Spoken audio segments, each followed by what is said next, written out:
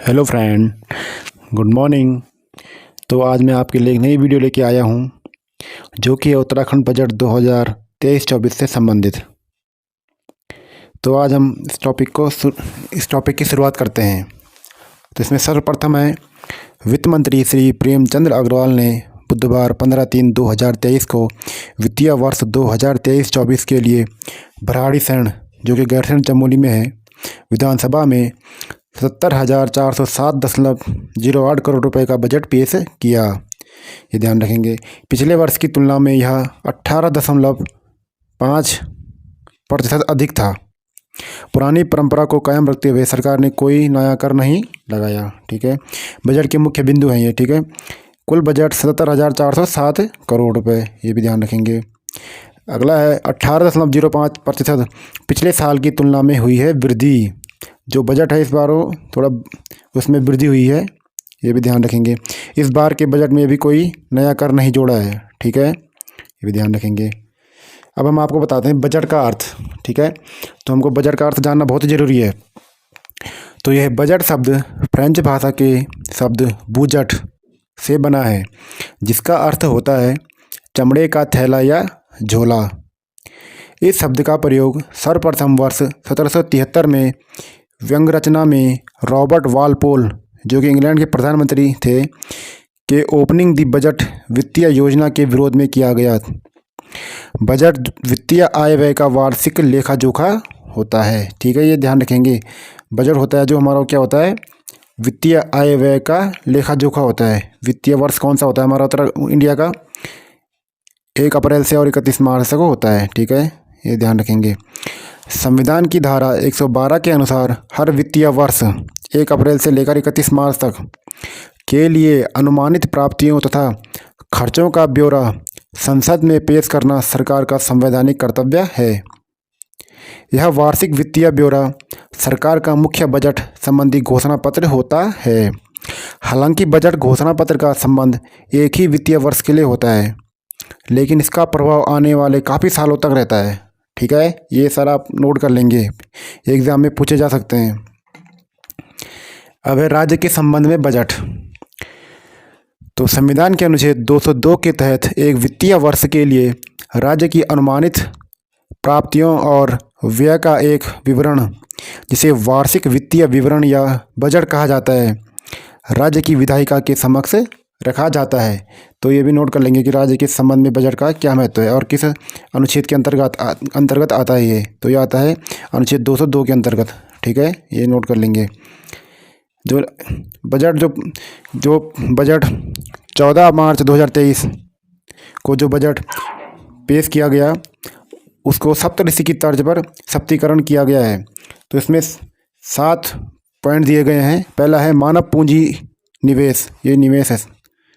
ठीक है, ये निवेश आएगा, ये निवेश आएगा, ये गलती से हो चुका है।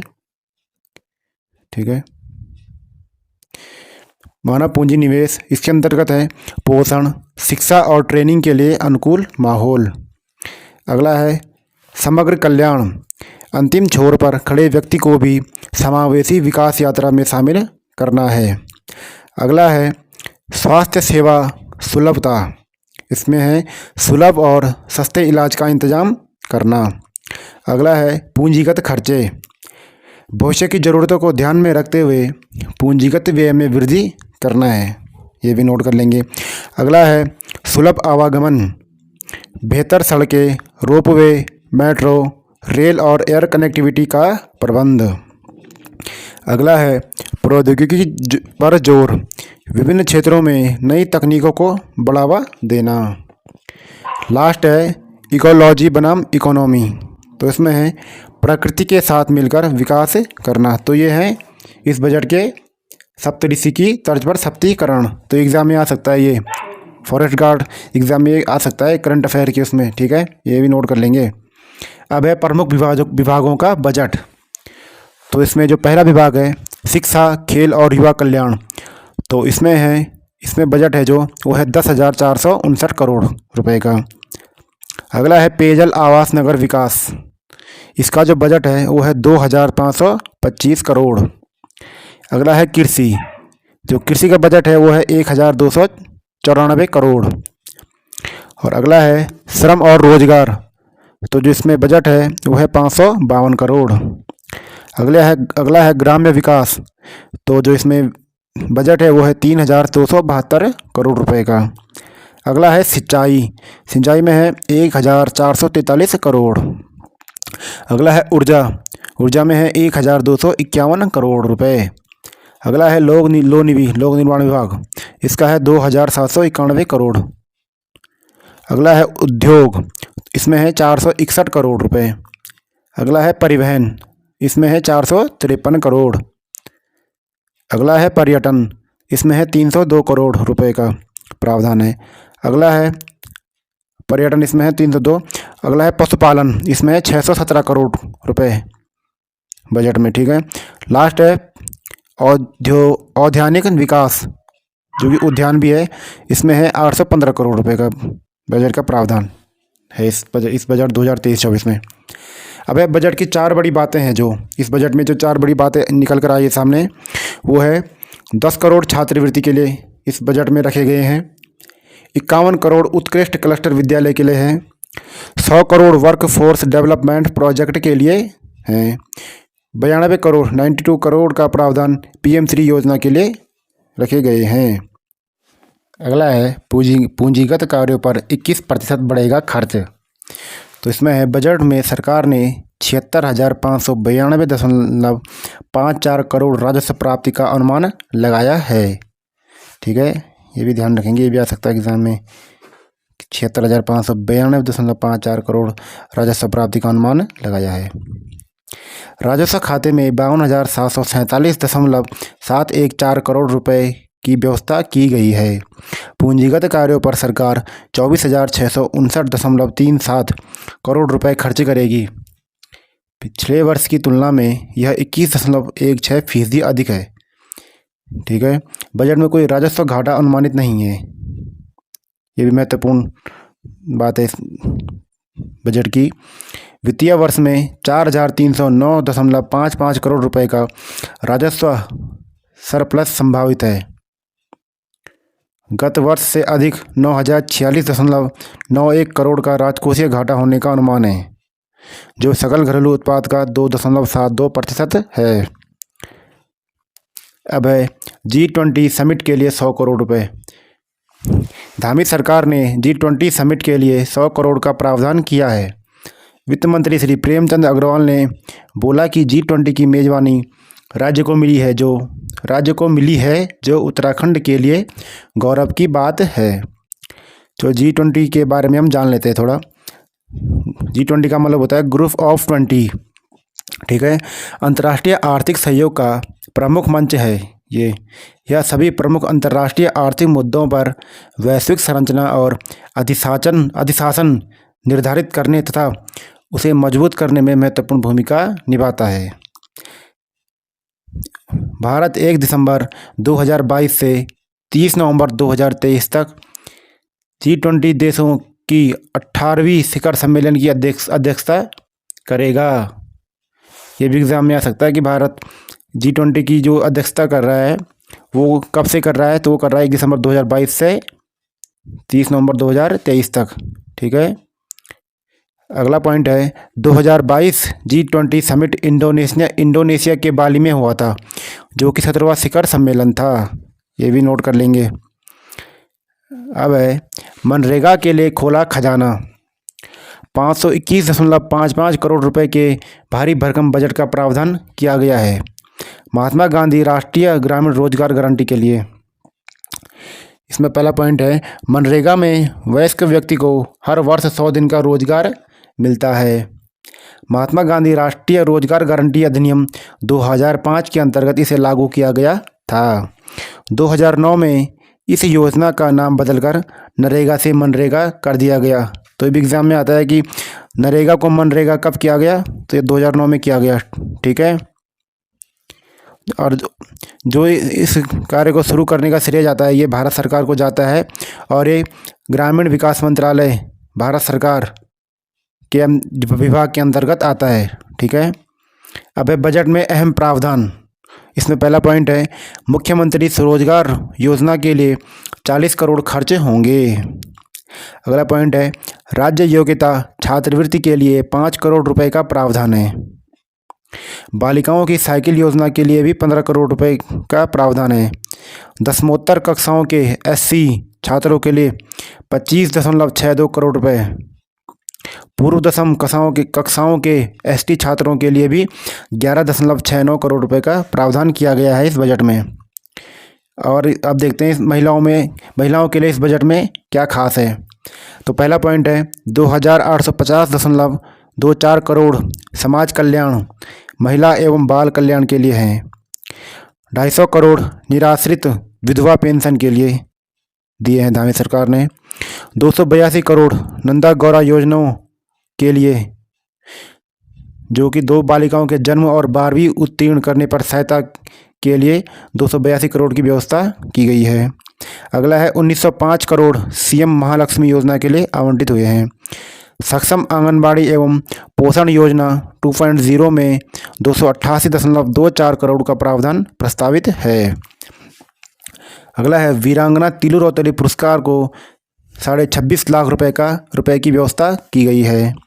अगला है किसान पेंशन योजना के लिए 35 करोड़ का प्रावधान किया गया है। मदरसा आधुनिकीकरण योजना के लिए भी 2 करोड़ रुपए का प्रावधान किया गया है। सीएम बाल पोषण योजना के लिए 26.72 करोड़ रुपए का भी प्रावधान किया गया है। अगला है सीएम महिला पोषण योजना के लिए 20 करोड़ रुपए का प्रावधान किया गया है। अब है बजट में अगला है स्वास्थ्य पर फोकस। तो इसमें पहला पॉइंट है मेडिकल कॉलेज तथा नर्सिंग कॉलेज के निर्माण के लिए 400 करोड़ रुपए का प्रावधान किया गया है। अगला है अटल आयुष्मान के लिए भी 400 करोड़ का प्रावधान किया गया है। अगला है दून मेडिकल कॉलेज के लिए 196.23 करोड़ रुपए का प्रावधान किया गया है। अगला है राष्ट्रीय स्वास्थ्य मिशन योजना के तहत 777.09 करोड़ रुपए का प्रावधान किया गया है। अगला है अटल आयुष्मान योजना का बजट भी इसमें बढ़ाया गया है। अगला है प्रदेश के दुर्गम क्षेत्रों तक स्वास्थ्य सेवाओं की पहुंच के लिए 400 प्राथमिक स्वास्थ्य केंद्रों को प्रदेश के 4 मेडिकल कॉलेज से जोड़ा जाएगा। अगला है 3 नए मेडिकल कॉलेज के लिए भी अलग अलग बजट प्रावधान किए गए हैं।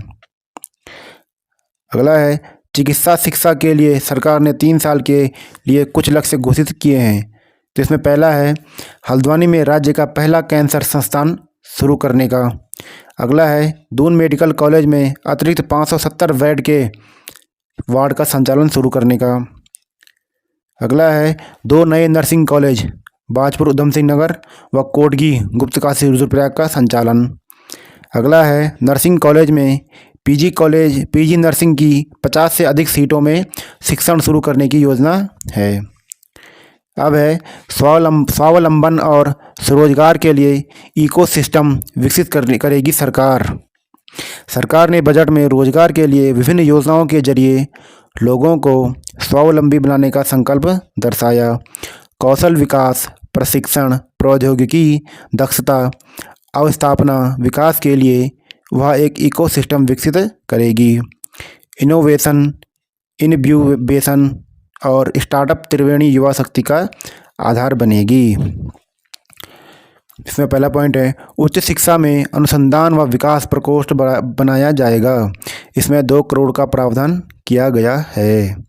अगला है उद्यमिता, कौशल विकास एवं नवाचार के लिए 7.11 करोड़ की व्यवस्था की गई है। अपवंचित वर्ग के 1 लाख से अधिक बच्चों के निजी स्कूलों में अध्ययन के लिए 169 करोड़ रुपए खर्च होंगे। अब है लखवाड़ जल विद्युत परियोजना के लिए 500 करोड़ का प्रावधान। लखवाड़ जल विद्युत परियोजना के लिए 500 करोड़ का प्रावधान किया गया है। लखवाड़ जल विद्युत परियोजना देहरादून के समीप यमुना नदी पर है। ठीक है, तो ये भी एग्जाम में आता है कि लखवाड़ जल विद्युत परियोजना कहाँ पर है, तो ये देहरादून के समीप यमुना नदी पर है। ठीक है, अगला पॉइंट है वही वित्त मंत्री श्री प्रेमचंद अग्रवाल ने बताया कि 120 मेगावाट की व्यासी जल विद्युत परियोजना जो कि देहरादून के विकास नगर में यमुना नदी पर है, ये भी ध्यान रखेंगे। और 4.5 मेगावाट की कालीगंगा द्वितीय परियोजना, जो कि रुद्रप्रयाग जनपद के ठीक ऊपर कालीगंगा नदी पर स्थित है, से विद्युत उत्पादन शुरू हो चुका है। अब है जलवायु परिवर्तन। जलवायु परिवर्तन के लिए पहली बार बजट का प्रावधान किया गया है। सरकार पूंजीगत व्यय का 0.5 प्रावधान धनराशि इसके लिए खर्च करेगी। अब है NCC, national credit core cadets का भत्ता बढ़ाया। बजट में 39,000 राष्ट्रीय छात्र दल का भत्ता 15 रुपये प्रति कैडेट से बढ़ाकर 45 रुपये कर दिया गया है। एनसीसी कार्यालय भवन के लिए 1 करोड़ की व्यवस्था भी की गई है। अब है अगले साल तक बजट के बराबर होगा कर्ज। तो जो उत्तराखंड सरकार के पास कर्ज है वो अगले साल के बजट के बराबर हो जाएगा। 31 मार्च 2024 तक राज्य पर होगा 77,000 करोड़ रुपए का कर्ज। ठीक है, तो इसमें पहला पॉइंट है वर्तमान बजट। तो जो उत्तराखंड का वर्तमान बजट है वो है 77,407 करोड़ रुपए। और जो वर्तमान कर्ज है, ऋण है जो, वो है 68,844 करोड़ रुपए। और जो केंद्र से ज़रूरत है वो है 20,893 करोड़ रुपए की। ठीक है, और अब लास्ट पॉइंट है जो है बजट पर अन्य महत्वपूर्ण बिंदु। तो ये बहुत ही महत्वपूर्ण है। इसमें पहला पॉइंट है समग्र शिक्षा योजना के तहत बजट में 813.83 करोड़ रुपए की व्यवस्था की गई है। अगला है 201 करोड़ स्मार्ट सिटी योजना के लिए आवंटित किए गए हैं। अगला है सब्जियों फूलों की खेती के लिए बनेंगे 50,000 पॉली हाउस। अगला है पंचायत भवनों के निर्माण पर खर्च होंगे 154 करोड़ रुपए। अगला है पीएम आवास योजना के लिए 319 करोड़ रुपए खर्च होंगे। अगला है स्वच्छ भारत अभियान के लिए 227 करोड़ रुपए। अगला है गौ सदन निर्माण के लिए 14 करोड़ रुपए। अगला है फिल्म विकास परिषद को 11 करोड़ का बजट आवंटित होगा। अगला है पर्यटन विकास परिषद के लिए 63 करोड़ रुपए। अगला है मानस खंड व केदार खंड के लिए चिन्हित मंदिरों के पुनरुद्धार के लिए 60 करोड़ रुपए। अगला है टिहरी झील के विकास के लिए 15 करोड़ रुपए। अगला है दीनदयाल उपाध्याय होम स्टे को 5 करोड़ रुपए। अगला है योग महोत्सव को 2 करोड़ रुपए। अगला है इको टूरिज्म को 5 करोड़ रुपए का प्रावधान। अगला है 4 धाम यात्रा मार्गों पर आधारभूत सुविधाओं के लिए 10 करोड़ रुपए। अगला है 13 जिला 13 उत्पाद के लिए 10 करोड़ रुपए आवंटित किए गए हैं। अगला है स्वामी विवेकानंद अंतर्राष्ट्रीय कन्वेंशन एवं वेलनेस सिटी के निर्माण को 1 करोड़ रुपए। अगला है पर्यटन विभाग के लिए 4 धाम व अन्य जगहों पर जमीन खरीदने को 50 करोड़ का प्रावधान। अगला है 24 करोड़ ऑटोमेटेड ड्राइविंग टेस्टिंग लेन के लिए। अगला है 10 करोड़ ऑटोमेटेड फिटनेस सेंटर के लिए।